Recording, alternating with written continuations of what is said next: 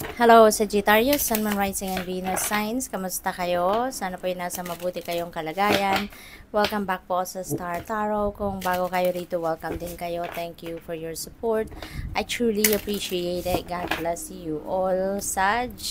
Pauna mensahe po ninyo, I love. Wow, napakaganda nito kasi you are oozing with love. Ayan, punong-puno kayo ng pag-ibig, ng pagmamahal sa ngayon, ano? Pwedeng yung pagmamahal na yan, pagmamahal sa sarili ninyo, maaaring you're going to focus on self-love, no, sa ngayon.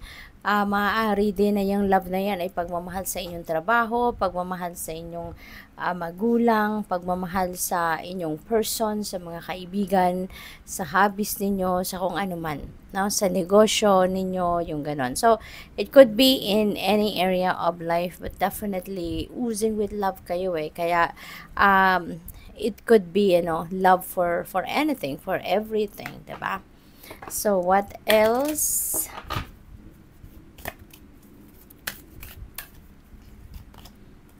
We have manifest your dreams. Wow. Focus on your vision, seek satisfaction and contentment.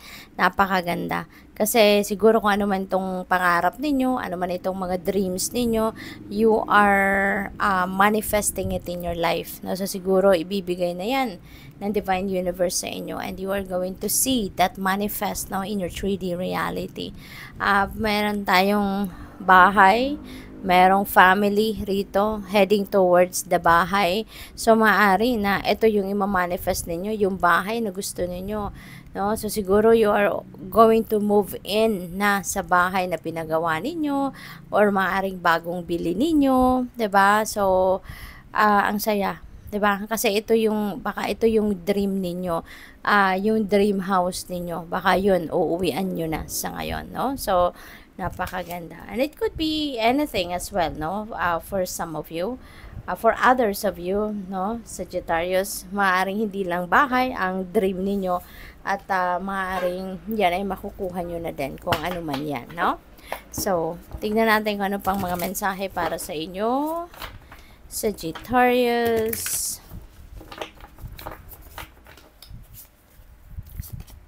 We have Queen of Wands. Ayan, so creativity, is going to be highlighted, no, sa gagawin ninyo sa ngayon. Whatever that is, na pagpo-focusan ninyo ngayon, trabaho, karera ninyo, or siguro negosyo ninyo, maaring yung capital ninyong gagawin dito is yung creativity ninyo. Maaring you're going to market, no, sa ngayon, your creativity. Kaya napakaganda nito. At si Queen of Wands, no, meron siyang go-getter attitude. Kaya kung ano man ito na maaaring ini-envision ninyo for yourself, whatever this is that you want to reach, no? Ma-accomplish, ma-achieve, maaaring yan ay talagang gagawin ninyo ang lahat, no? For you to be able to, to get that point na mapagtatagumpayan ninyo ito. Walang pwedeng maging sagabal dito. You're not going to allow that na magkaroon ng sagabal. What else? We have the Creator. It's a no. Ayan. So, siguro meron kayong mga transactions sa ngayon. Mayroon kayong mga pakikipag-usap with some people or with a person at maaaring yung taong ito magsasabi sa iyo ng no or probably kayo, no, yung magsasabi sa kanya ng no. Okay? So, pwedeng may ganong sitwasyon. We have the Devil. Ayan. So, the Devil energy is a Capricorn energy. So, maaari na ang iba sa inyo is dealing with a Capricorn around this time. So, pwedeng ganun ang sitwasyon dito for some of you. Or pwede rin na meron kayong Capricorn placement sa iyong chart, no? Kaya lumabas si Devil energy. And this is also about fear, no? This is also about obsessions, shadow work, no? Yung mga ganon. So, parang meron kayong negative energy, no, sa inyong paligid, no, sa inyong sarili, no. Maaring meron kayong mga takot na nararamdaman, obsession, addiction, overly desire sa kung anumang mga bagay or sitwasyon, no. So pwedeng yun ang aanuhin ninyo ngayon, yun ang kailangan ninyong labanan, baguhin, 'di ba?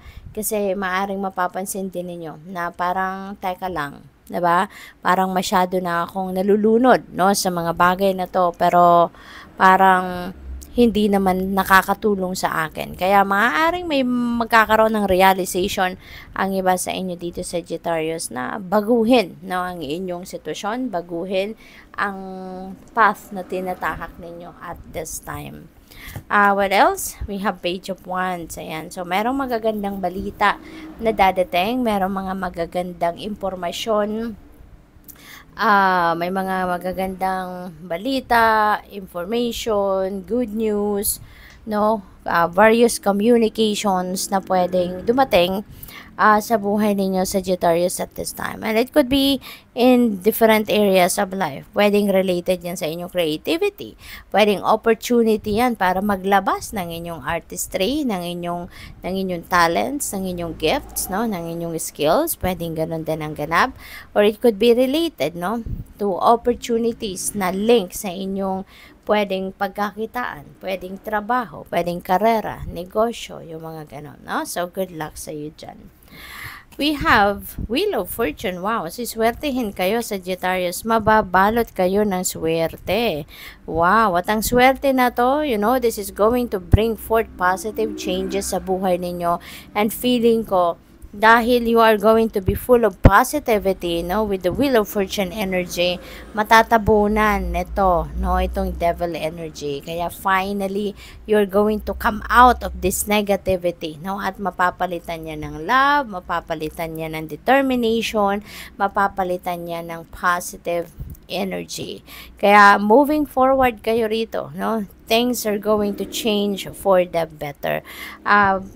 Sitwasyon ninyo sa pera, siswertehin na kayo, bubuti na, gaganda na yung kalakaran ng inyong pangkaperahang aspeto, at even family, relationships, anything, maaaring magbago for the better around this time. We have King of Cups. Wow, you have someone dito na very, very, very supportive of you, very friendly. This could be someone, na baka daddy ninyo, tatay ninyo, lolo ninyo, father figure ninyo tinuturing, na he is very charismatic, very warm-hearted, very intuitive, empathic, very friendly, at saka sobrang sobrang mabait, very compassionate, and very good listener, napakagaling mag-advise. So, maybe you are going to be dealing with someone like this, sa ngayon.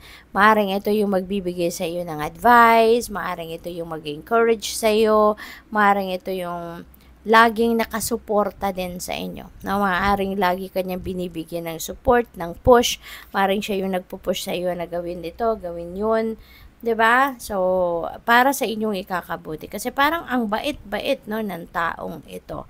So, pwedeng siya yung nag-encourage sa iyo, to be better, to get out of this, to get out of this energy. So, good luck sa iyo. Thank you for watching. Love and light. Namaste.